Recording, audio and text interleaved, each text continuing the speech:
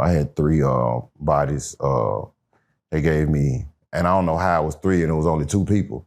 Yeah, so they gave me conspiracy to commit first-degree murder. They gave me first-degree murder, and then they gave me attempted murder, which was on Young Dolph's brother that was in the car with him. Keep in mind that I wasn't even on the scene when this happened, so I didn't understand how I was charged with first-degree murder. I get the conspiracy, but to actually charge me with first-degree murder, and by law in Tennessee, they can do that if they feel like the actions or whoever's actions played a part in that person's death. Yeah, it was that rough. Just imagine you get in a fight, you lose all your teeth, your eye. You cut up like the Michael Jackson jacket. There's zippers everywhere. You know what I'm saying? It's rough, bro. You know what I'm saying? The man went home looking like somebody that his people not gonna even recognize.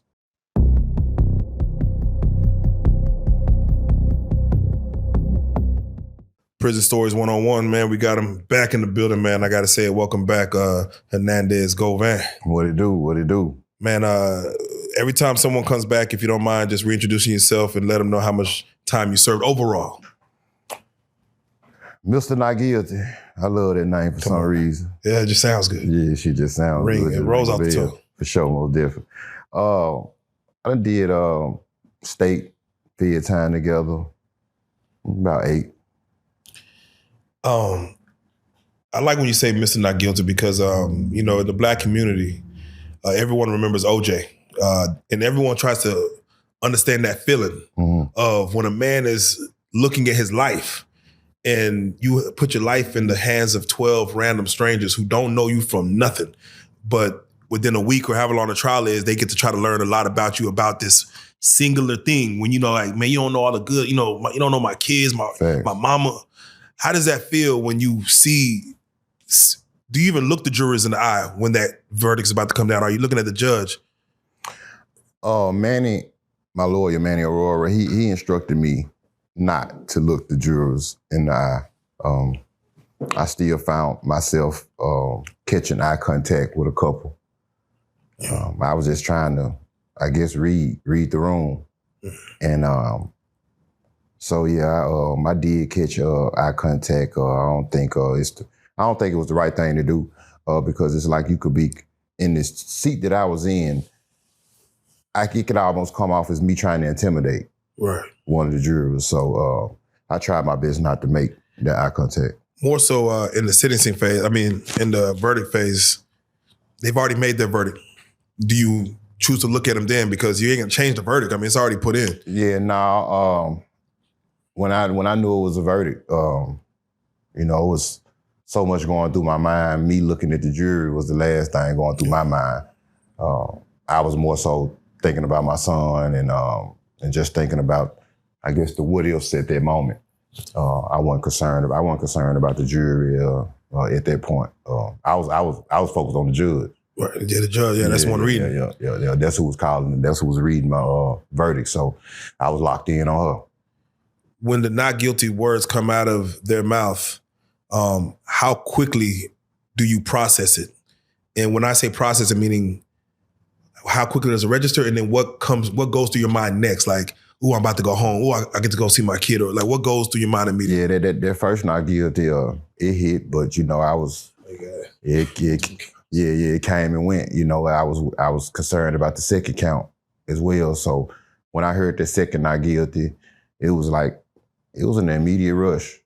I knew I had my life back, and like I said, my main concern was my son, Nicholas, and I was just ready to restart my life, because it was at a standstill for, so to speak. Shit, if I wasn't incarcerated, I was on house arrest, the whole time. So it was a relief in a couple different areas, financially, just being able to move around, being able to try to, I guess, work on my image or whatever, so to speak, because the media, they did a hell of a job by running it in the ground and trying to make me be this monster, somebody that I'm not. And you were facing, were you facing life or? Yeah, I was facing life for each count. Each count. Yeah, I had three bodies. They gave me, and I don't know how it was three and it was only two people. Yeah, so they gave me conspiracy to commit first-degree murder. They gave me first-degree murder, and then they gave me attempted murder, which was on young Dolph's brother that was in the car with him. Keep in mind that I wasn't even on the scene when this happened, so I didn't understand how I was charged with first-degree murder. I get the conspiracy, but to actually charge me with first-degree murder, and by law in Tennessee, they can do that if they feel like the actions or whoever's actions played a part in that person's death. So that was the route. They don't normally take that route, but they do it, I guess, in cases like mine to try to nail a person to the cross. But right before trial, Manny, he filed some motions and they dismissed the count on Dolph's brother. And then I went to trial. If I would have kept my original attorney, I would have been going to trial on 3 bodies instead of 2, because they dismissed the third one right before I actually started trial. So I only went on conspiracy for Dolph and first degree on Dolph.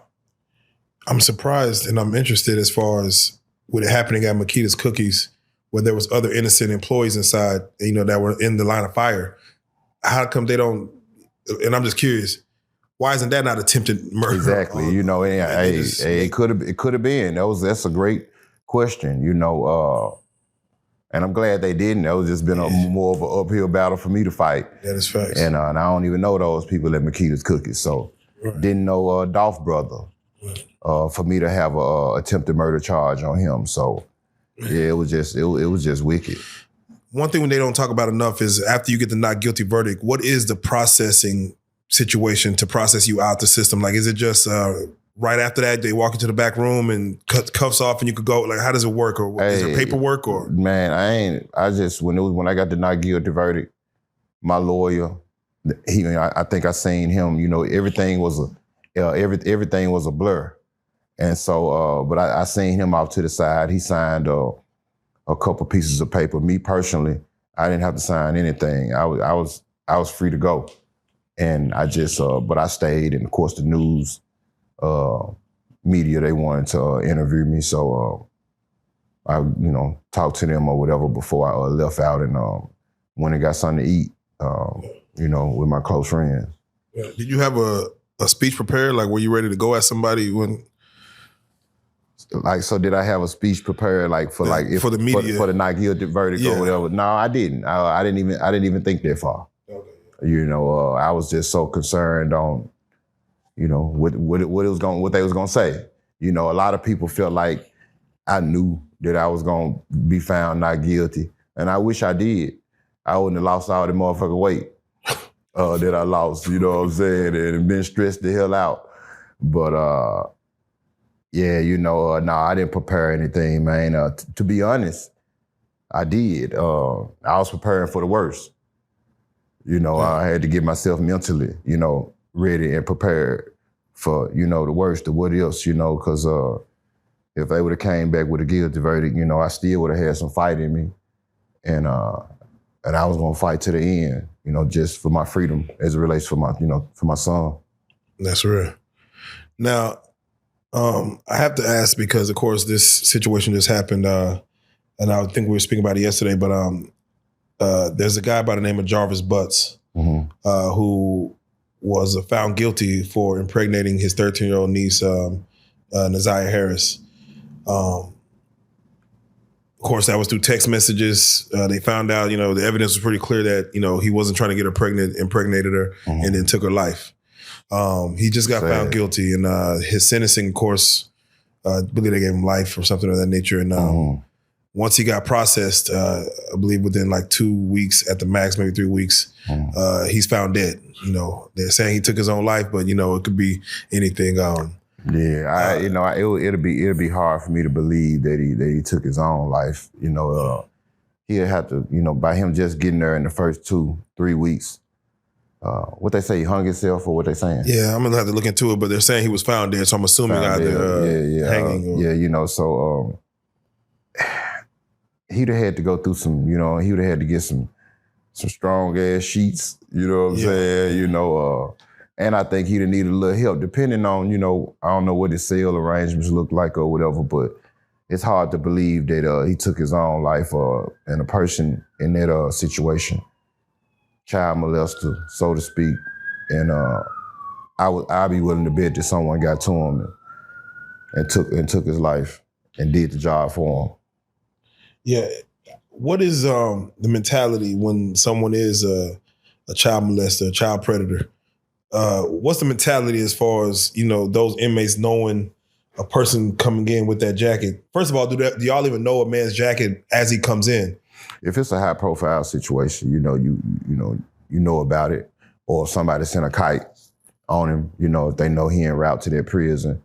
Other than that, when they make it, for the most part, if they checking paperwork, everybody got 30 days to get your paperwork in, and a lot of dudes in this situation, child molesters, they'll play for those 30 days and, and until they time up, then they'll go and catch the corner pocket. But they'll enjoy those 30 days because they know that's the first and last 30.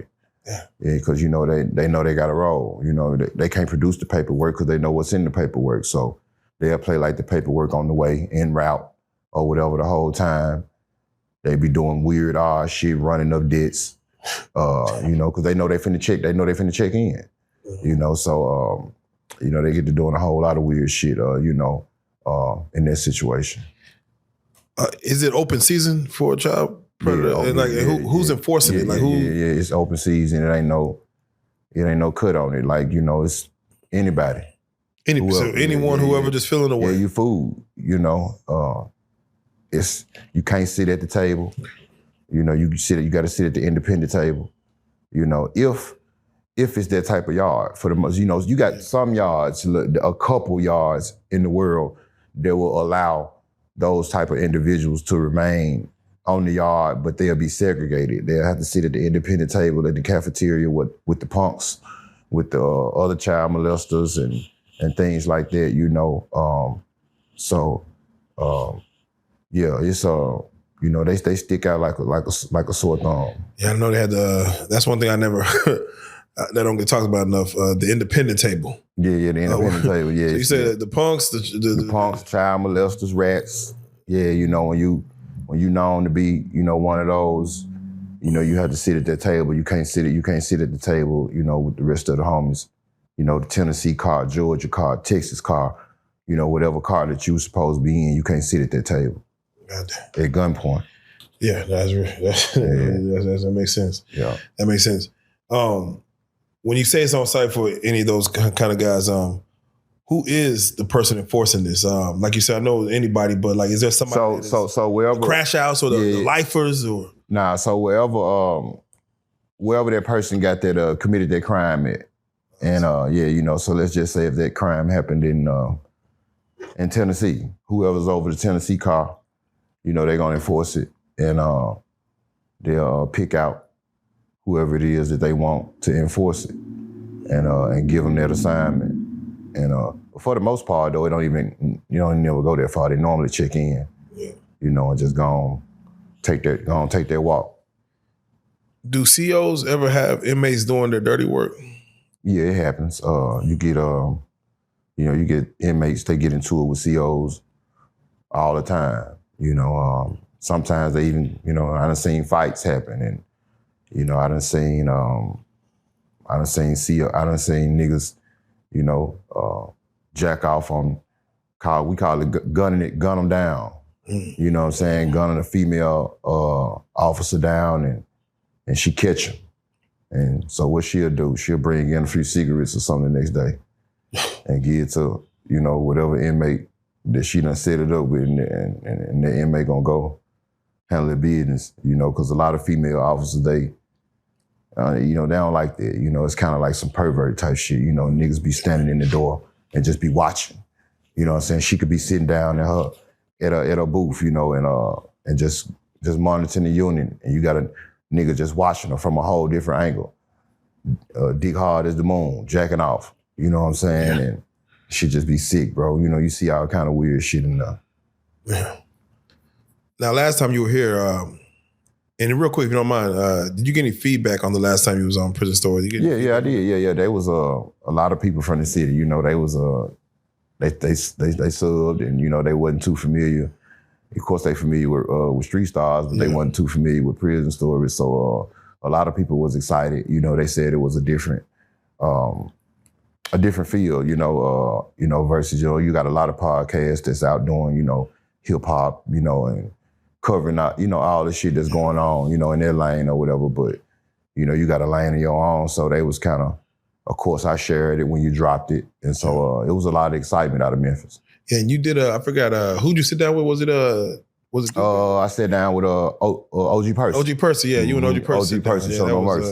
That was a good little situation. Yeah, for sure. I appreciate that. Yeah, me and Percy, we kind of collab good on that one. On that episode, you had spoke to, you stated that you spoke to a Straight Drop since his sentence.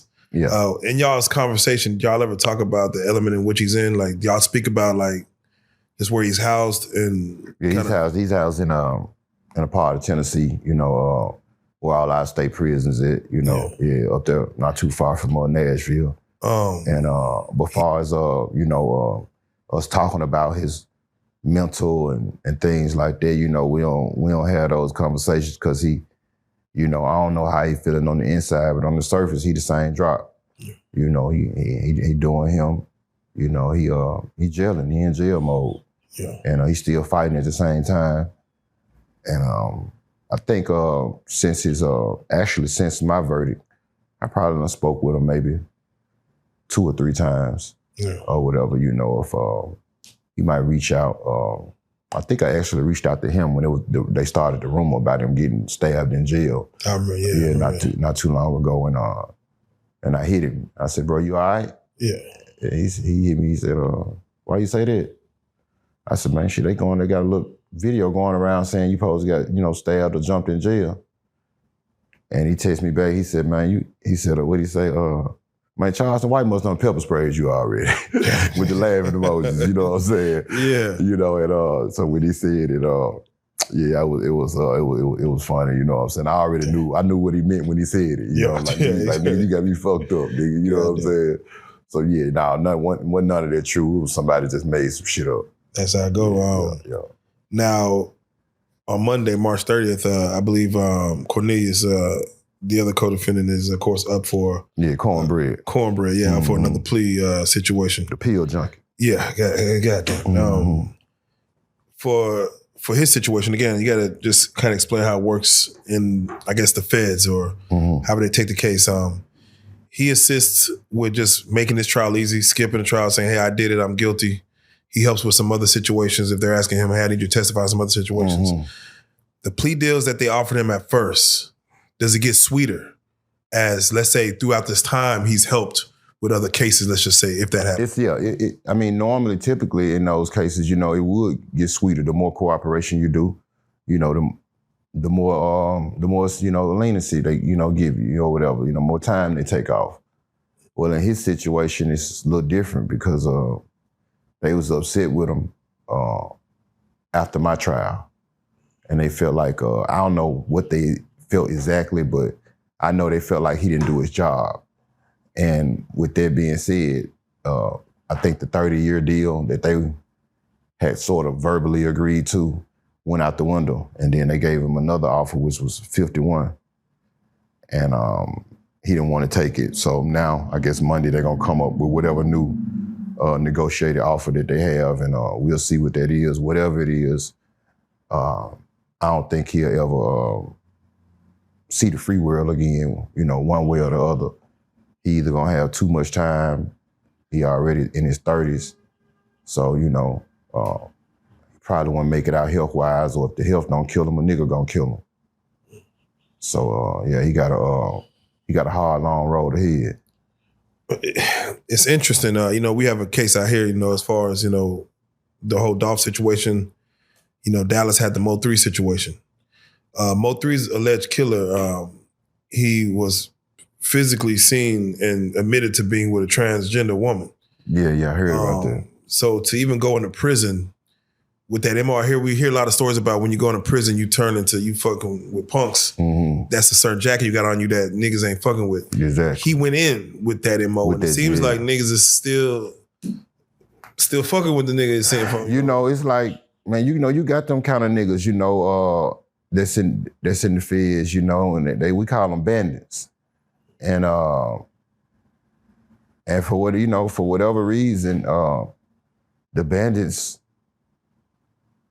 for the most part, don't get ran up top. They don't get sent to the shoot. You know, a lot of the bandits, you know, they have a little, you know, get up and go about themselves. You know, they'll take something. They'll take some ass. They'll take you know what I'm saying? So they got to have a little, you know what I'm saying, a little fight in them or whatever. So, you know, they, for the most part, you know, they kind of like remain on the yard. You know, now when they run across the motherfucking undercover niggas in there that's hanging back from chow on chicken day, you know what I'm saying, it's to stay back in the unit with the punk, then you know when we catch them, you know, then they gotta roll.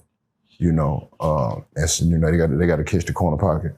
Yeah, it seems like you know, those undercover, you know, DL, like that's even more. If a nigga's openly like, I'm on that while I'm on the outside, and you gonna still respect my gangster. My biggest issue with them niggas was I didn't like when, you know, whatever you do is what you do. But if you on the yard and you slick fucking with some boys, and then you on the weekend you getting up going to that visitation room visiting a girl, I ain't like that shit. You know what I'm saying? Like, you know, that's just some nasty scum of the earth shit. You know, you don't know what you picking up in jail, you know what I'm saying, from whatever punk you fucking with, you know, and here it is, you got a lady that's supporting you, getting on the highway, coming to see you, don't know nothing about this motherfucking punk ass life you living, and you going up there kissing her and telling her you getting ready to come home to her. So me, myself, I done exposed a couple situations like that, you know, and kind of made sure that whoever I was visiting let the young lady know what was going on with that individual. And I don't normally get in people's business, but I felt like I was doing a justice, you know what I'm saying? I was doing I was looking out, you know what I'm saying? Basically protecting, you know what I'm saying? Saving a life. A woman, you know what I'm saying? Potentially saving a life, you know. So that was my pet peeve. You know, everybody got their pet peeves, and that was mine. If a dude is openly about it, even with his woman, you ain't got no issues with it. In my opinion, I don't think I ever live to see that. You know what I'm saying? Like, you know, it just ain't that. It ain't that sweet. Yeah, it ain't. You know, I ain't never seen, you know, nobody that cooperative. You know what I'm saying? You know, to accept that. You know, that's some fucked up shit. She got to be she got a strong stomach, man, and she can put up with that. Nah, goddamn. Yeah. So I ain't never seen it nor heard of it until Joker just said it. Hey, I'm sure there's some crazy motherfuckers in the world though. You know what I'm saying? As we get further into this thing, it gets crazy and crazy. Yeah, I ain't gonna lie, it gets crazy and crazy. For sure. Now, one thing, of course, that sparked high interest in the last thing you did with Percy was you spoke on cigarette sales. Mm-hmm. And how you seen a nigga make damn near $1 million. Not damn near $8 million. Yeah, I didn't want to downplay it. You said it, you reiterated then. Yeah, for sure. I mean, can you just, again, because I think a lot of people didn't understand like the concept of a person in prison making $1 million off cigarettes. So, you know, I don't smoke, right? So a pack of cigarettes in the world costs how much? Shit, $8 for a carton of 8 or whatever. $8 for like a little pack, right? Yeah. Okay, $8 a pack. So in prison, you know what I'm saying, that same pack that costs you $8 in the world could potentially, you know, probably cost you $100 in there. So let's just say you sitting you got a plug, you got a mural that's bringing you in. You know, a lot of murals, especially officers, you know, that work at the facilities, if they are bringing in a bum, they like to bring in tobacco versus other shit because let's just say if they get caught. the tobacco, it ain't another drug charge. You know what I'm saying? It's just, you're going to lose your job, get fired or whatever, and that's basically it for the most part. But if you bring it in cell phones, cocaine, marijuana, and shit like that, not only are you going to lose your job, you're going to get a charge for bringing those drugs into a penal institution and shit like that. So the cigarettes are the most popular thing on the yard, as far as like just being sold or whatever. So, you got niggas getting cartons of cigarettes, and they run it through them. I done seen a nigga sell a single cigarette, you know what I'm saying, $10 a cigarette. Damn, for a loose. Damn. You know what I'm saying? So, everything in jail, Android phone that costs $60 in the world costs you $1,500 in there, $1,000 in there. So, and I seen niggas selling phones too make a few million. Y'all just want how they charging these phones, man? Like, shit, with the charges. With the charges, yeah. Niggas flying the drones in, bring the charges and the phones in. Oh. Before the drones was popular, niggas made battery packs. You got you're gonna always have the small white boys, in there, the Hispanics, they know how to make the battery packs. And a lot of times, I done seen, white boys and Hispanics, that's how they survive in prison. That's how they make a living, just by making battery packs for niggas who got phones. Because a nigga like me don't know how to make a battery pack. My name ain't MacGyver. I couldn't. Well, two things I couldn't do in prison: make a battery pack and play chess. Oh damn! You never learned to play chess? I wanted to learn. I had my. I never sat down long enough to learn. Just to learn the moves or whatever. It always kind of seemed like Chinese to me. So I had a couple partners try to show me. As soon as I get frustrated, man, I'm back to domino. Yeah, for sure. Nah, I have seen them hook up some wild shit to make a fire to make Yeah, nigga, I seen Benny Hunter, nigga on the stairs. Yeah, nigga. Yeah, nigga making rice on the stairs. Goddamn. Yeah. It's all kind of, niggas making frying egg rolls in the garbage can. Put the stinger in there, put the grease in there, drop the stinger in the garbage can, put the plastic bag inside the garbage bag, pour the grease in, put the stinger in there, you fry your chicken, fry your egg rolls. Stinger is you take the stinger out inside of an iron. That's why they stopped giving us irons to iron our clothes with, because niggas was stealing the stingers out of them and frying chicken and egg roll. What do the COs say of a man cooking in his cell? If it's a cool CO, they give you a pass. They ain't tripping on you eating, but you got an asshole, they'll come through. At one point in time, it was so bad of like we couldn't even have we ain't have no irons on the whole compound because niggas was taking the stingers out of them.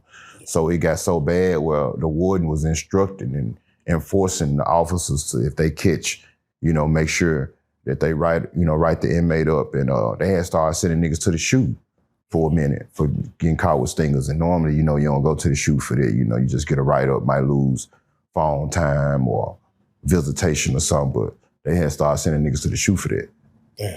Yeah. Now, I had somebody come in and do prison stories, and he said, everybody got to hustle. He said his hustle was selling ideas. He said selling ideas. Yeah, he more locked up with some bitches or something. He said that he gave an example. He said somebody was having a problem with their girl because he was looking at life sentence. So he thought of the idea to make her think that he's about to get out in 4 weeks. So he was going to write up something to show that he's going to get out, to make sure that she stays, giving him money before. So what happens in the 4 weeks? Oh, no, after 4 weeks, at least he had, she stayed giving money, but after 4 weeks, he didn't come home. So he's like, he used to give those ideas for free. And the dude told him, why won't you just sell those ideas that, you thinking of ways to help other inmates? So he would sell ideas. So I'm like, is that even registered to you? Like a nigga paying for an idea from a nigga, like just because he couldn't think of it. The yard where I come from, if a nigga buy an idea from another nigga, then you're gonna be looked at as a goofy. You gonna nigga. But if it works though, like is this nigga got like this nigga's actually hitting those shit? Like, I mean, if it works, you know, where I'm from, we call it, man, getting your homie some game or something, you know what I'm saying? And, you know, and telling them how to go in finesse mode or something. But talking about charging. Can you sell the game? You know what I'm saying? They say the game is to be sold, not to be told. Nigga. You know, and goddamn, boy, if I ain't never seen heard no example of it, that's a cold ass example of, you know. So, hey, you know, ever since I was a little boy, they was saying that the game was to be sold, not to be told. And with that being said, you know, if you could find, I ain't buying no ideas from, the only nigga I buy ideas from is Elon Musk or something, you know. If a nigga can't give me the game, then, you know, ain't no way I'm buying it from you. Now, I've heard niggas say that they was cold with poetry and writing. Mm-hmm. That they would write niggas females for them. I've seen it. So like that's something that you could sell. Like, hey, I'm a niggas, you know, niggas give you a few stamps, you know what I'm saying, man. You know, you had some niggas in there that knew how to draw real good. And, you know, they're on Valentine's Day, you know, every year around that time, Valentine's Day, Christmas, them type of niggas getting their money. You know, they doing cards, they selling cards, Valentine's Day cards, they drawing people, girls, and drawing the couples together.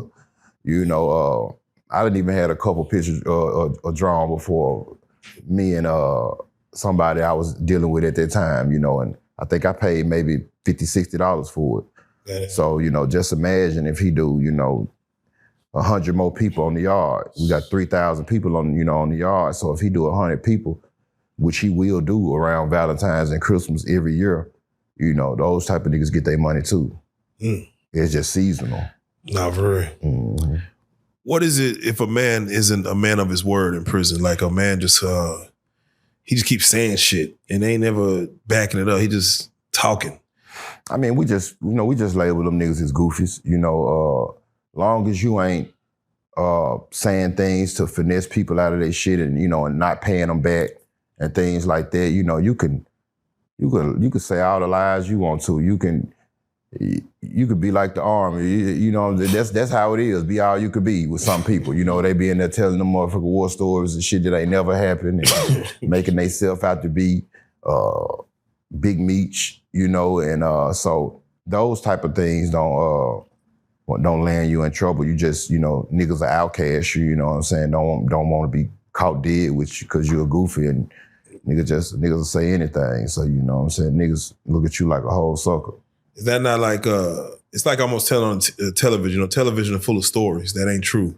Do a nigga at least go listen to a nigga tell some goofy ass war stories? Hey, we had a couple partners in there that had some hell of a stories, and we knew that they was not true, but the stories used to be so funny. You know what I'm saying? You know, we was bidding out for the nigga. You know what I'm saying? You know, you do your time out for him. You know, you had a couple funny partners. You know what I'm saying? Like a couple funny partners like that or whatever, and so. Nigga just bid out for him. I had a partner, Pimp Goldie. Pimp Goldie used to be he was a pimp before his time, Fed time, and man, Pimp had some hell of a stories, man. I used to walk the track, man, walk the yard, man, for hours, man. You know what I'm saying? Just, you know, because I love to play, love to check and shit anyway, you know. Yeah. So yeah, man, Pimp used to have a nigga side laughing and telling them stories about his hoes and shit from back in the day. Yeah. Mm-hmm. Yeah. Now, for the most part of your time, you know, you said you was into the gambling. Yeah, definitely. I had a sports ticket. The sports ticket. For you, from your memory, what was like? Whether if there was the most exciting time, was it a situation where, you know, whoever's in the playoffs or any time where you like, man, I'm about to really eat today, or was just every day was you was eating?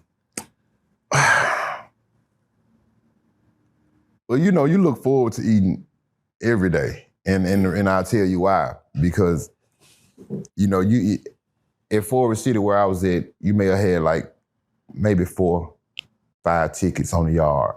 You know, the Mexicans, you know, they might have a ticket.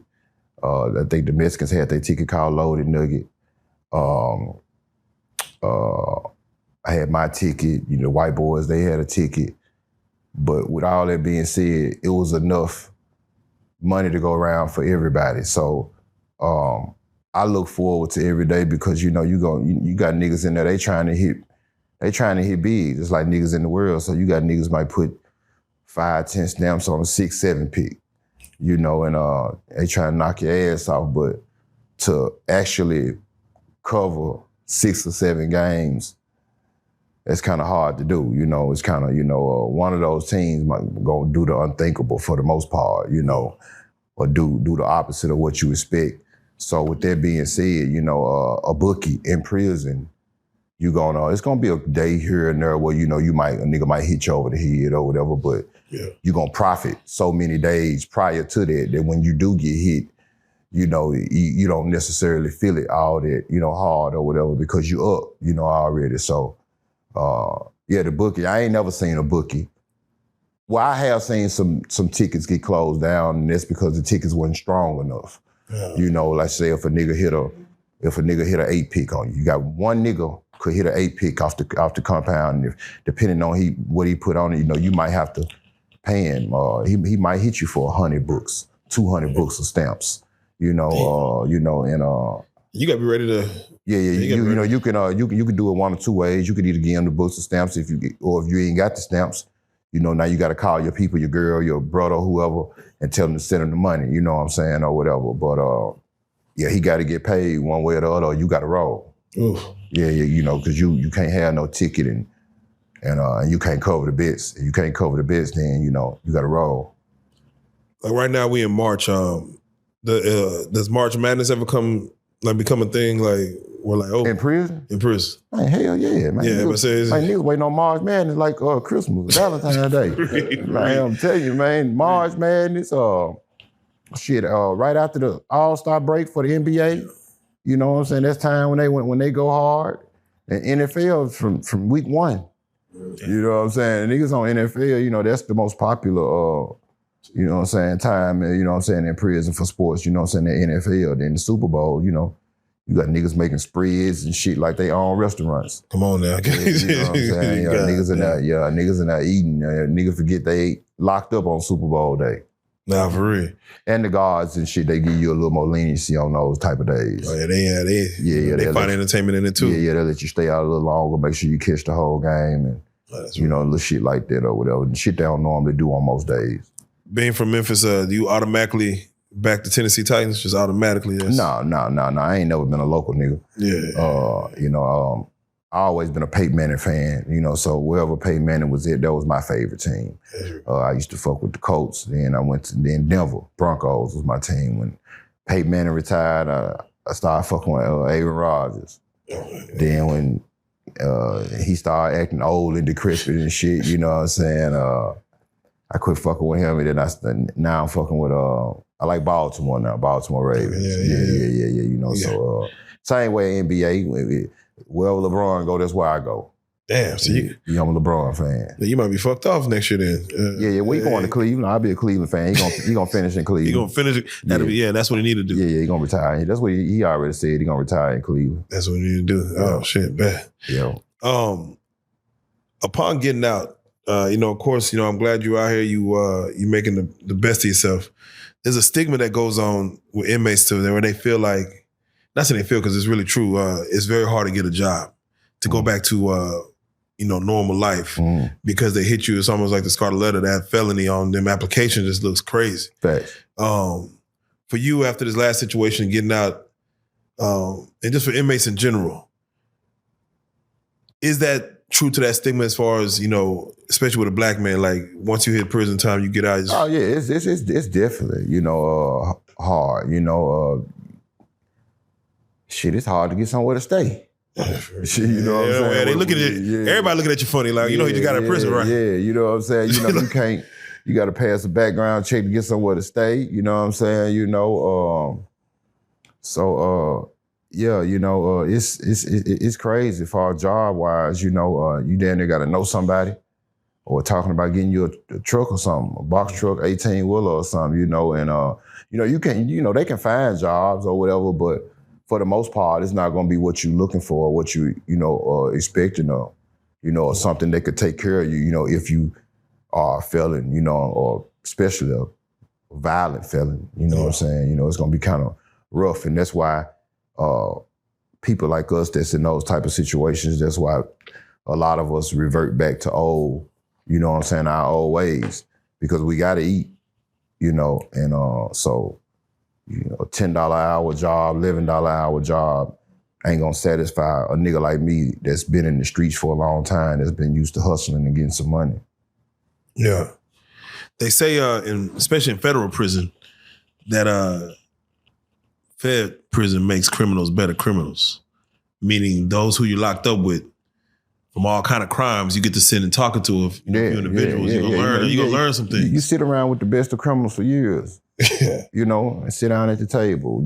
Y'all watching movies and bonding over spreads and nachos and, you know, chi-chis and all of this. So, you know, and you get people from all walks of life in there that take liking into certain people, different people for whatever reason. And you got niggas, you know, I done seen older white boys, you know what I'm saying, Hispanics, whatever, Chinese, give a nigga some game or teach a nigga something that, you know what I'm saying, that could possibly, you know, get you out the streets, you know what I'm saying, if you do it right, you know what I'm saying. You know, I done seen a whole lot of game giving, and I done seen a whole lot of niggas, you know what I'm saying, take what they learned in jail and use it in the world and get themselves situated. Do you hear a lot of game on crimes that committed? Like, here's how you're supposed to have done it. Like, let's say you go in with some dude with a financial crime, and he's like, another dude's like, nah, let me tell you how you should have did it. And, you know, you learn some criminal game from yeah, definitely. Hell yeah. You know what I'm saying? Yeah, you got them Ponzi scheme niggas, you know what I'm saying? Yeah, all of that, you know. So I used to sit around, you know, and just watch and soak up a lot of game, you know, and you got a lot of I was in the Fed the first time, so you know, you had a lot of niggas in there that was what you call that shit, money laundering, you know, and what's the other word? A lot of white boys that I was cool with on sports, because most white boys in there fuck with sports hard, you know what I'm saying? And you got, to my surprise, you had some niggas in there that don't fuck with sports, you know what I'm saying? I had never met a black nigga that didn't like sports until I went to prison. Yeah, like at all, like, you know, what you watching? I thought all black men watch sports, you know, but that ain't true. You know, you got a lot of them niggas, they live and die for love and hip hop and baddies and all of this shit. You know what I'm saying? You ain't watching now sport. Man, that shit used to drive me in there, man. Like, man, So you saying during TV time, they be want to watch? Man, you got, you know, luckily in prison, you gonna have more than one TV. You got to. Else there's gonna be some deaths in them motherfuckers every day. You know what I'm saying? So, yeah, you had, you know, and then sometimes in the unit, you might have a couple TVs to go out. Yeah. You know, so now it's gonna be a debate over whether, you know, but in most prisons, sports overruled. You know what I'm saying? You know, but you got some places where you might have a couple niggas that's, you know what I'm saying, well respected, you know what I'm saying, go for bad tough, and they on some love and hip hop shit. Yeah. You know, they ain't fucking with no sports, and then there you have it. Now you got a big, you know what I'm saying, problem. Now, I've heard people come in and say that they used to watch the soap operas. Days of Our Lives, you know, that's some shit that kind of gets you through, because it's a story that just go on for years. So them niggas in there, man, they watch that type of shit faithfully. I never watched it. I don't have a problem with people that do, but it always been too slow for me. You know what I'm saying? Yeah, like they be too somber and too, you know what I'm saying? You look up at it just like, I don't understand why the nigga. Yeah, white folks on there acting and playing. I don't want to watch this shit. You know what I'm saying? You know, it wasn't for me. You know, but I got some niggas that wouldn't miss it with a bowl. God damn. I'll tell you, I'm talking about, I got some niggas that say fuck talking to their girl for the stories. Oh shit. Yeah. That's some serious. Yeah, it's crazy. Yeah. God damn. Young and the Restless. Yeah, all that. I'm telling you, boy. Yeah, nigga kill you about Young and the Restless in there. Damn, for real. Back to it, what was the worst, if not the worst, the longest fight that you seen take place in prison? Shit, the last lockdown we had, we watched it from the microwave room. Caught a white boy out there, the Mexicans caught a white boy out there on the yard. He had stole something out the old Mexican man cell, and and the white boys that was over the car. You know, when you do shit like that, you know, they're basically, because you're putting the whole car in jeopardy by stealing, you know, so because now the white boys and the Mexicans can clash. So to keep that from happening, what the white boys will do is they'll just throw you to the wolves and just tell the Mexicans, go with y'all move. And they caught him out there on the yard, and man, it was like on the 5 o'clock move, and it took about a good 8 minutes, 7, 8 minutes for the staff to get to him, get him some help. And I think he got hit up probably like about 19 times, stabbed, and niggas was stabbing a man, beating him, you know. So it was kind of, I ain't gonna lie, it was. I felt for him watching it, you know what I'm saying, from inside, you know. It was a rough one. I done seen some shit, you know what I'm saying, but that was rough though. 8 minutes, that's like 2-3 rounds of boxing. That's a long little situation. And he lost all his fronts, top, bottom, all it was gone. He was leaking several stab wounds. Eye stabbed. Yeah, it was rough, bro. He survived it? Yeah, he probably didn't want to survive, but he did. Yeah, it was that rough. You know, just imagine you get in a fight, you lose all your teeth, your eye. You cut up like the Michael Jackson jacket. There's zippers everywhere. You know what I'm saying? It's rough, bro. You know what I'm saying? The man went home looking like somebody that his people not gonna even recognize. Oh, man. That's crazy. And that's from one theft. One theft. Yeah. That's all it takes. Shit. That's one of the biggest no-nos. Is stealing in prison. You mentioned the cars. Where does you mentioned like the Chinese, the Indians, what are those individuals who don't fit into any certain city, state? Well, like, where do they go? Well, you know, those type of individuals, whether you Chinese, Indian, or whatever, you know, you either gonna join whatever car, wherever you from, because no matter what you are, you're gonna have a number on your uniform. Yeah. And if you from Tennessee, it was 076 at the end. So if you got that 076, then you're gonna sit at the Tennessee table when we go to chow. Or if you don't necessarily, because you had some niggas that wasn't hot, you had some niggas that wasn't child molesters that didn't necessarily rock with the homies.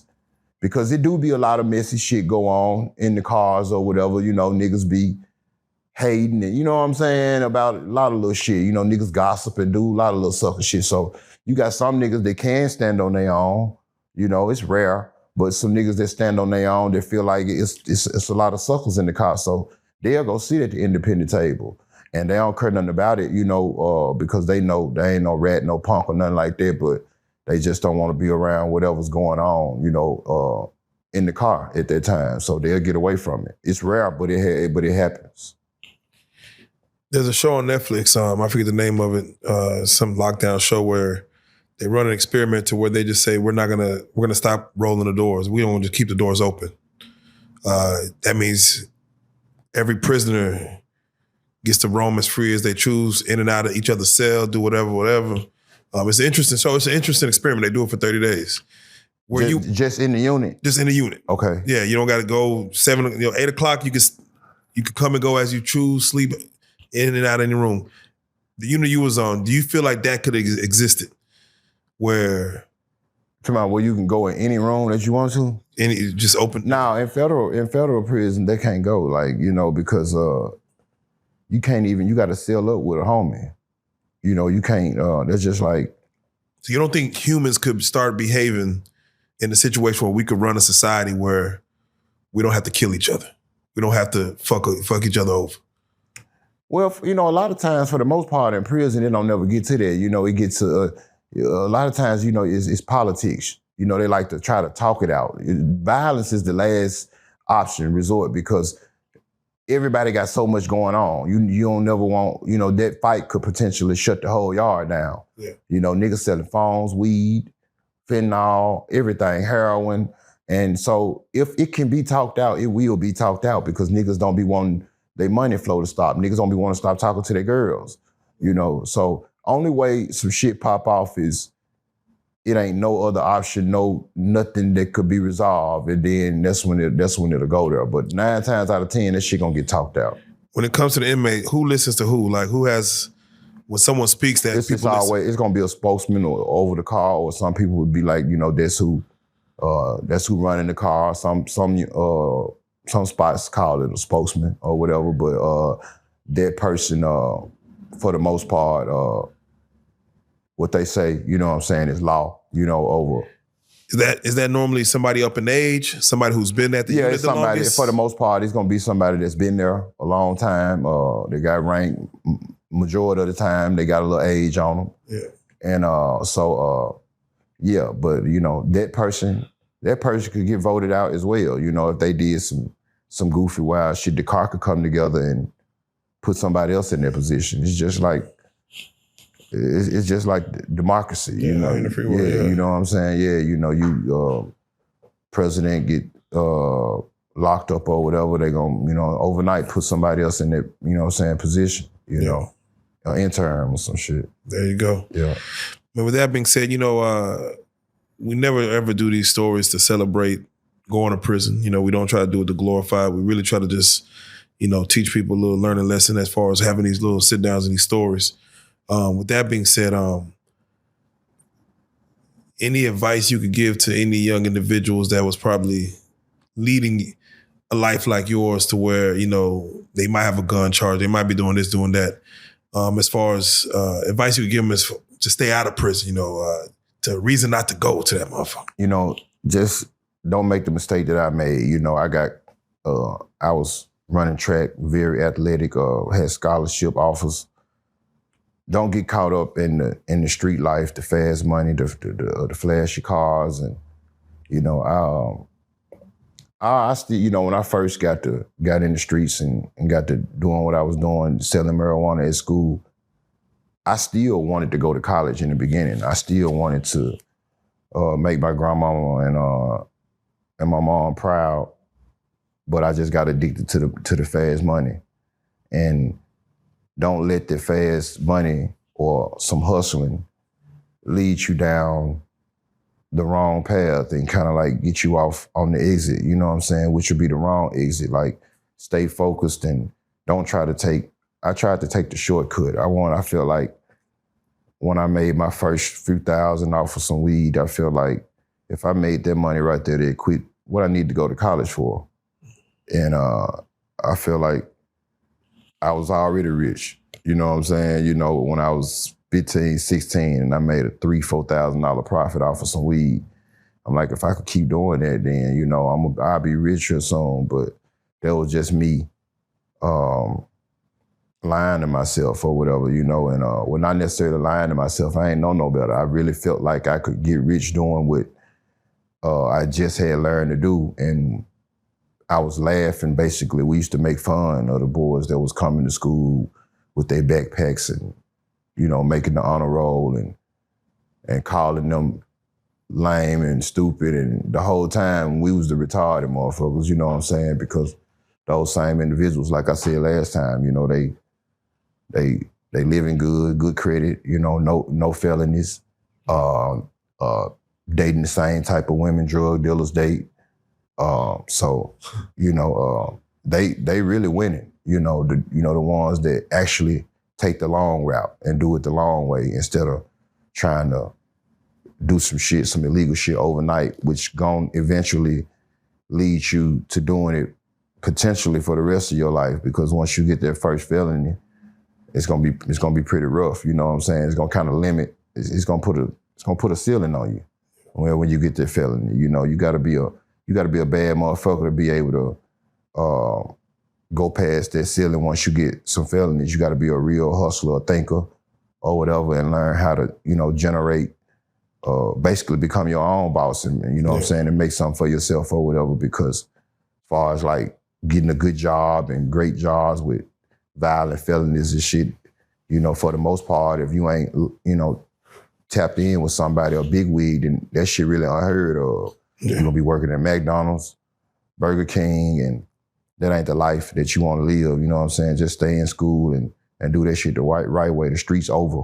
You know what I'm saying? Like, It ain't no cut in the streets, man. You know what I'm saying? It used to be rules. It used to be, you know what I'm saying, laws and shit motherfuckers stood on and followed.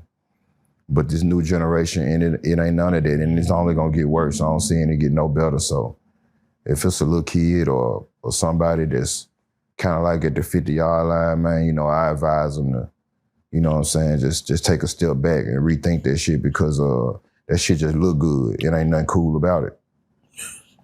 Man, preach. Words to live by.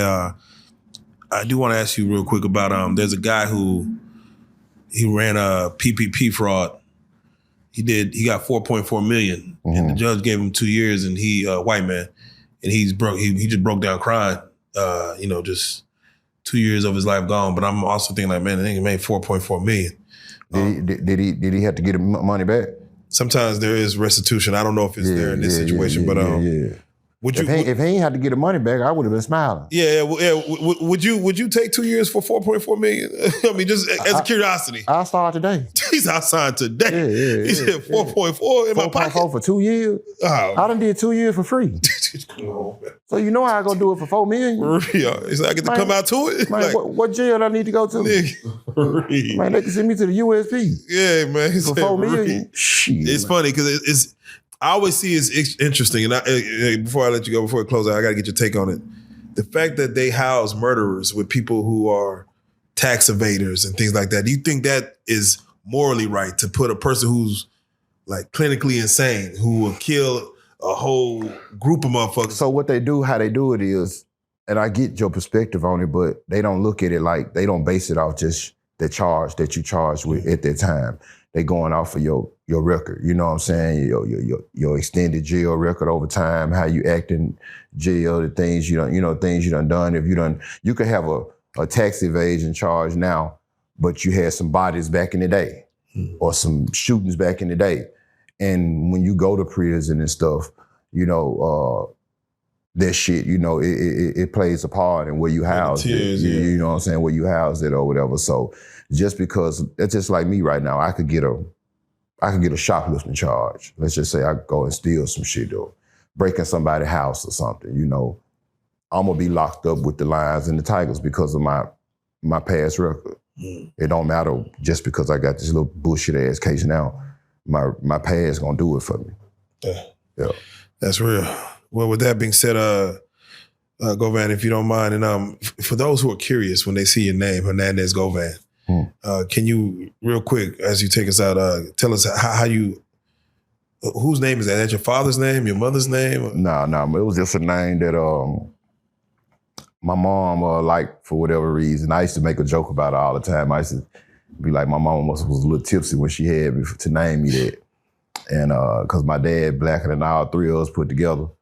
And my mom is too. So, yeah, I think it was just a name she liked at that time. I hated it. She, I think over time, it kind of wore off on her. So the family decided to go with Marquette. Yeah. And I wish they would have took me downtown and did it. Yeah, just changed it. Yeah, because I had hell with Hernandez in school. Oh, man. You know, and, I was a big checker. You know, I used to check people. You know, I used to have some people scared to come to school because we used to check shit out of them. And I don't know violent shit or nothing. Yeah, but let you come play on my name. We just used to have fun and check people. So some of the people that knew how to check back, there was they, you know what I'm saying? That's what they used to pick on me about, you know, my name. You know what I'm saying? Yeah, so, you know, which was all cool to me. You know, I could take a joke. But I hated it, though. You know, I used to, it's like you meet somebody. What's your name? Quit? Yeah. Your name ain't Hernandez. I thought your name was Hernandez. Man, don't you say that too loud? You know what I'm saying? So, yeah, I hated this shit. But it kind of grew on me now, though. I don't trip on it now. I guess since I'm finna be getting Social Security now, it don't even matter to me. Not for real. Yeah. Hence, on the set with Quet, man. If you don't mind, for those that do want to follow you, man, it look like you're getting your groove into the podcasting world. Can you tell them all your social media handles, your YouTubes, how to follow you and see what you got going on? Yeah, for sure, man. I'm on Instagram, Hernandez Govan 23, HERNANDEZ, Govan GOVAN 23. That's the name of my YouTube, Hernandez Govan 23. My Facebook, Hernandez Govan. So everything is my name. You know, I'm trying to take a bad name and brand it. Yeah. Yeah. Well, with that being said, man, like I say, I appreciate you, man. Once again, Appreciate you, Joker, man. You know it ain't number love, man. Anytime you call, I'm pulling up. Man, without question, man. Nah, I definitely salute that, man. Prison Stories 101. Most and that is Govan, man. I appreciate you, man. I appreciate you. Let's go. Baby.